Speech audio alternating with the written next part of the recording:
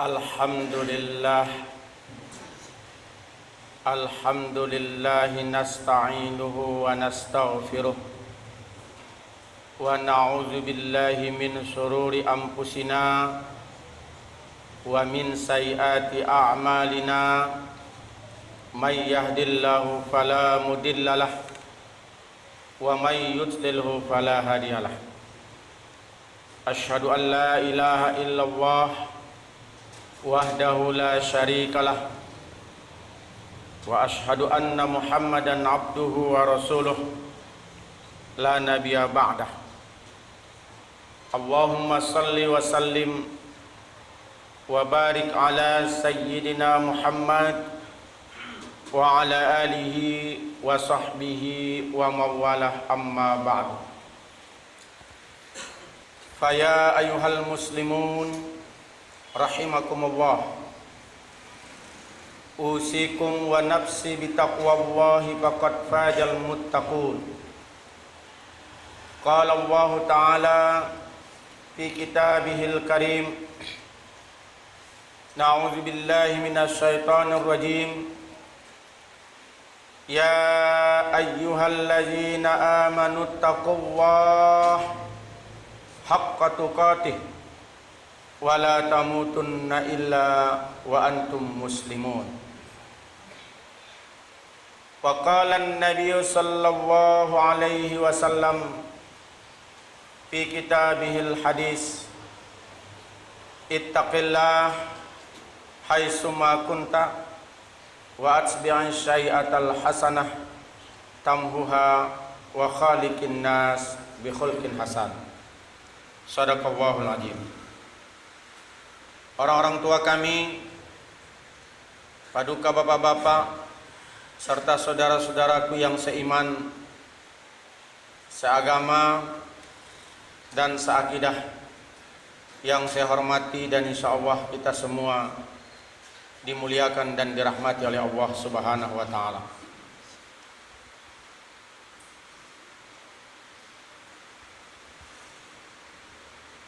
Ada sosok yang bernama Zaid bin Arqam radhiyallahu anhu.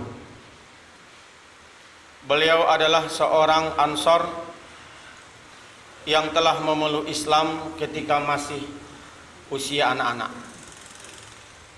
Ketika terjadi perang Uhud, dia berupaya bergabung dengan pasukan kaum muslimin yang siap berangkat menuju medan perang.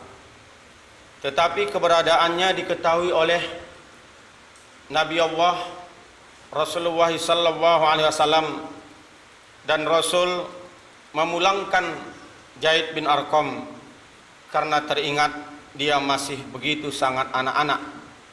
Namun kejadian ini membuat Zaid bin Arqam radhiyallahu anhu bersedih hati karena tidak bisa bergabung bersama pasukan kaum muslimin dalam perang Uhud.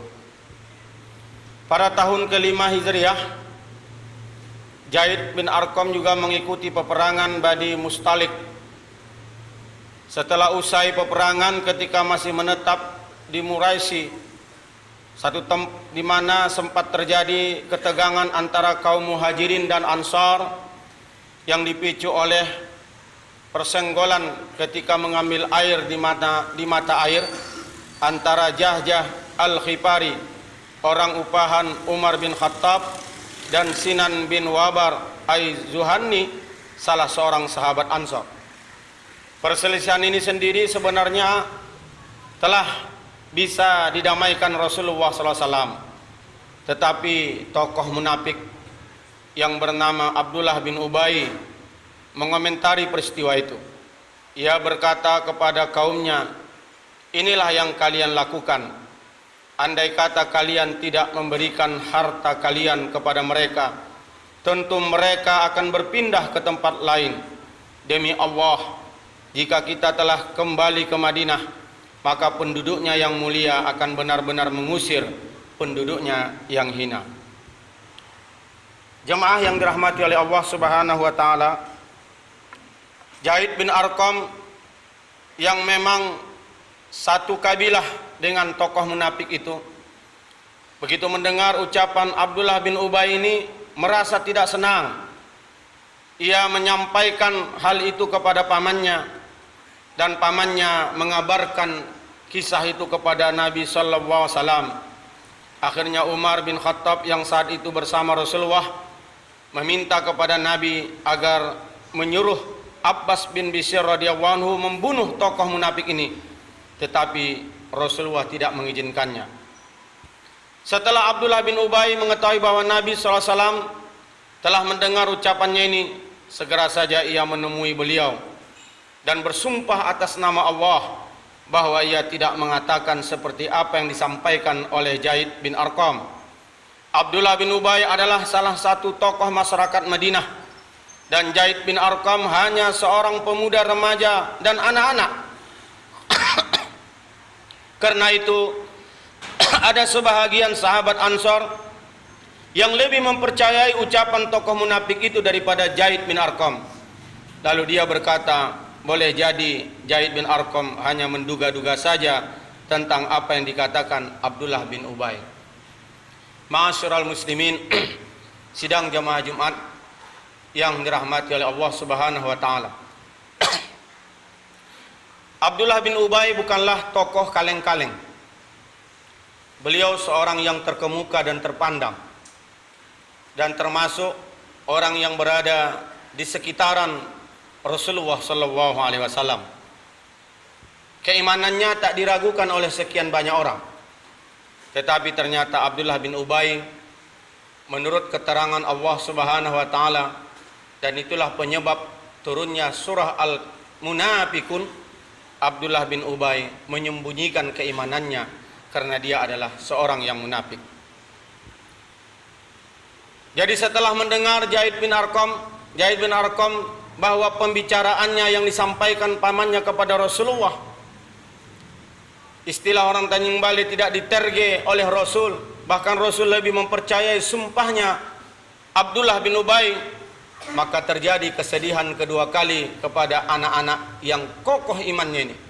Pertama, sedih ketika dia tidak bisa ikut perang Uhud karena dipulangkan oleh Rasulullah karena terlalu anak-anak. Yang kedua, cerita yang begitu benar tapi tidak dipercaya oleh Rasulullah SAW. Dan akhirnya Allah Subhanahu wa taala esok harinya menurunkan surah Al-Munafikun. Dan ini dapat kita ambil dalam sebuah riwayat dari Imam Bukhari, meriwayatkan dengan sanadnya yang sampai kepada Zaid bin Arqam. Dia berkata, aku berada dalam pasukan perang, lalu aku mendengar Abdullah bin Ubay berkata, janganlah kamu berinfak kepada orang-orang yang berada di dekat Rasulullah sehingga mereka bubar meninggalkan Rasulullah SAW. Sungguh jika kita pulang dari sisi beliau, pastilah orang-orang yang kuat akan mengusir orang-orang yang lemah dari sana. Maka aku ceritakan hal itu kepada pamanku atau kepada Umar, lalu ia menceritakannya kepada Nabi SAW. Kemudian beliau memanggilku dan aku menceritakannya kepadanya. Maka Rasulullah SAW mengirimkan orang kepada Abdullah bin Ubay dan kawan-kawannya. Lalu mereka bersumpah bahwa mereka tidak berkata demikian, sehingga Rasulullah SAW menganggapku dusta dan membenarkan Abdullah bin Ubay, sehingga aku merasakan kesedihan yang belum pernah aku rasakan sebelumnya. Aku pun duduk di rumah, lalu pamanku berkata kepadaku, engkau tidak ingin Rasulullah SAW mendustakanmu dan membencimu. Maka Allah Ta'ala menurunkan ayat itulah pada surah Al-Munafikun, apabila orang-orang munafik datang kepadamu hai Muhammad, dan seterusnya. Lalu Nabi SAW mengirim orang kepadaku untuk membacakan ayat-ayat itu, dan sesungguhnya Allah telah membenarkan kamu wahai Zaid. Hadis riwayat Bukhari dan Muslim. Ma'asyiral muslimin, sidang jamaah Jumat yang dirahmati Allah.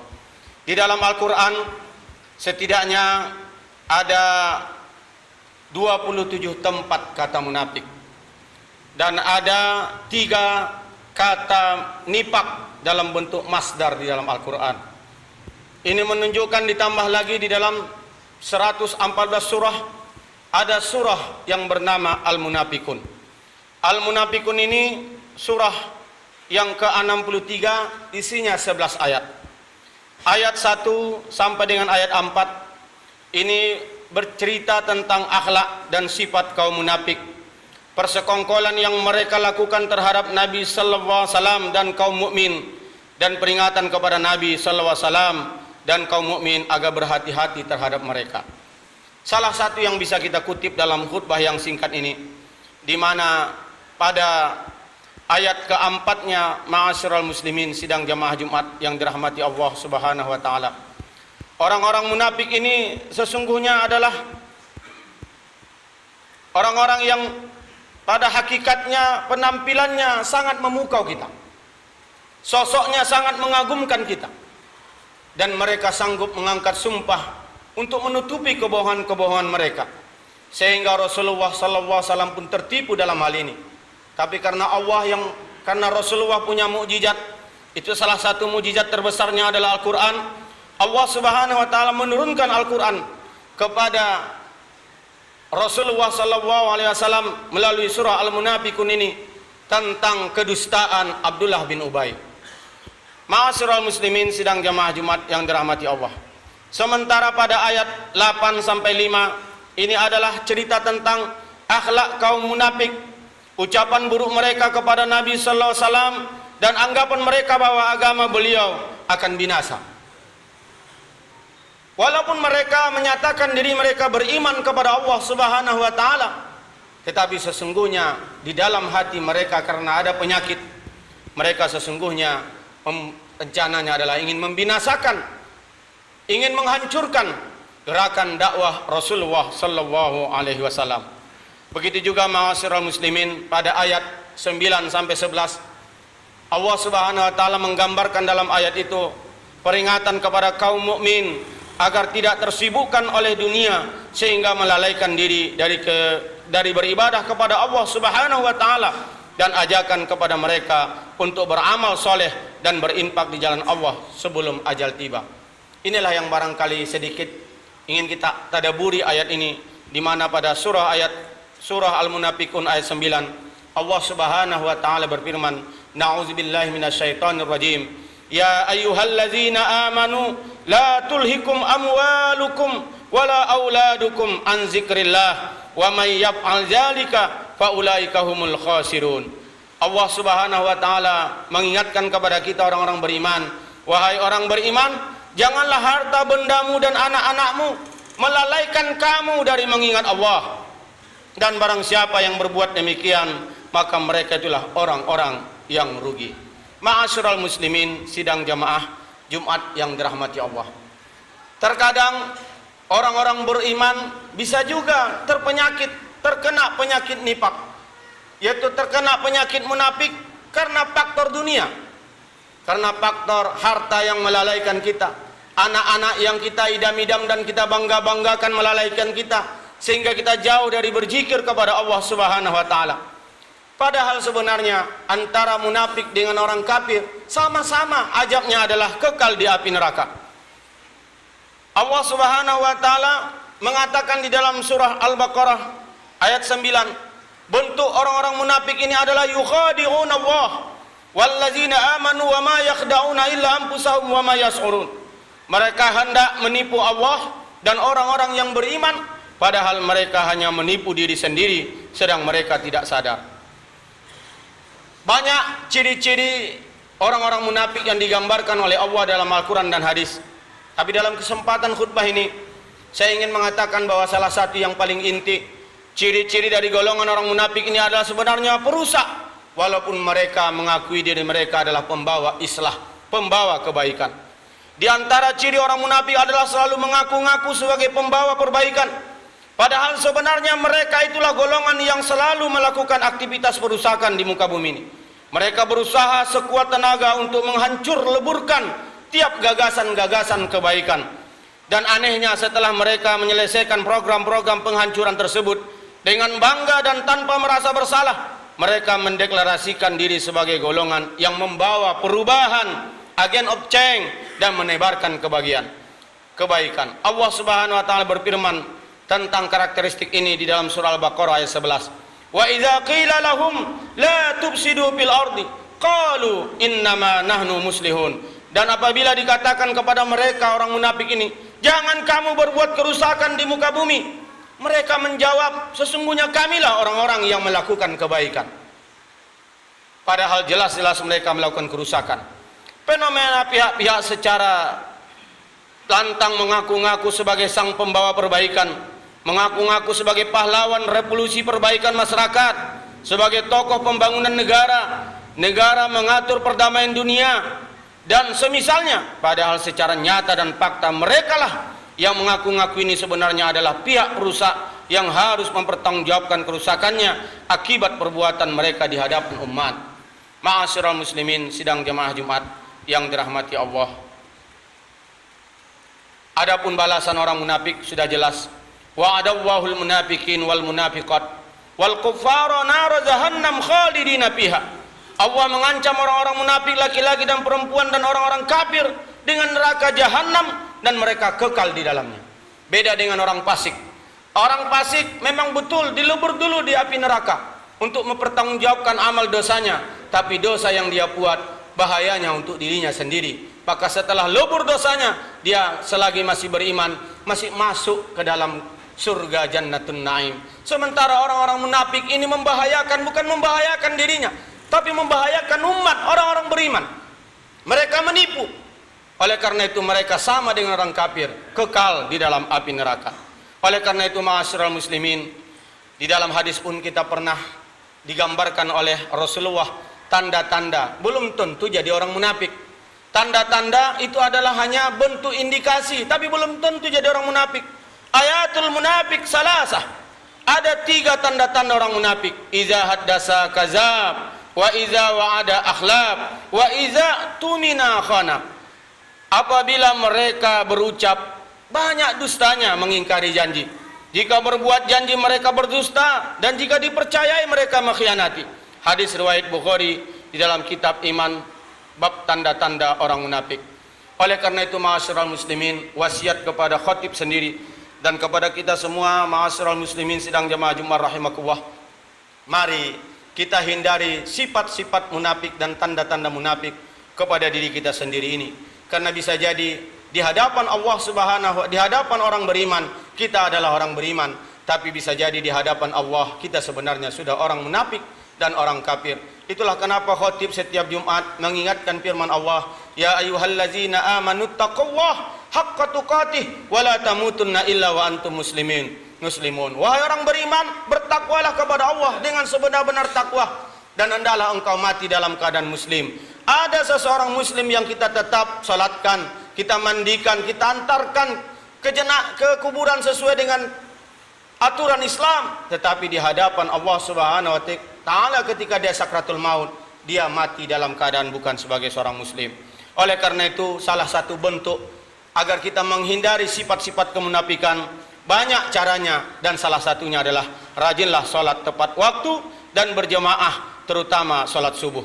Karena kata Rasulullah dalam hadis Abu Hurairah radhiyallahu anhu, dia berkata bahwa Rasulullah SAW bersabda, laisa salatun asqala 'alal munafiqin min salatil fajri wa isya walau ya'lamuna ma fihima la tauhuma walau habwan. Tidak ada salat yang lebih berat bagi orang-orang munafik selain salat subuh dan salat isya berjamaah. Seandainya mereka tahu keutamaan yang ada pada kedua salat tersebut, itulah salat subuh berjamaah dan salat isya berjamaah, tentu mereka akan mendatanginya walaupun sambil merangkak. Makanya ma'asyiral muslimin, kadang-kadang berseliaran di dunia maya, di Facebook, Instagram, Twitter, kata-kata yang menyindir kita. Jangan banyak-banyak cerita tentang agama, jangan banyak-banyak cerita membela agama kalau ternyata salat subuh berjamaah dan salat isyamu tidak ada di masjid dan di musola-musola. Ma'asyiral muslimin sidang jamaah Jumat yang dirahmati Allah. Ibnu Hajar juga mengatakan bahwa semua salat itu berat bagi orang munafik, sebagaimana disebutkan dalam firman Allah Subhanahu wa taala surah At-Taubah ayat 54, wala ya'tunas shalah illa wahum kusala, dan mereka tidak mengerjakan sembahyang melainkan dengan hanya kusala, malas-malasan. Salat payah tepat waktu, paling di penghujung-penghujung. Salat di penghujung-penghujung ini bisa jadi adalah orang-orang yang kata Allah dalam ayat ini, wala ya'tunas shalah illa wahum kusala. Orang munafik paling berat melaksanakan salat, Kalaupun mereka melaksanakan salat, pasti illa wahum kusala, dalam keadaan bermalas-malasan. Oleh karena itu, ma'asyiral muslimin, mudah-mudahan kita termasuk hamba-hamba Allah yang terus berupaya dan berusaha sampai akhir hayat kita menghindari sifat-sifat munafik ini. Barakallah li wa lakum fil Qur'anil Karim wa nafa'ani wa iyyakum bima fihi minal ayati wa dzikril hakim. Aku li qauli hadza fastaghfiruh innahu huwal ghafurur rahim.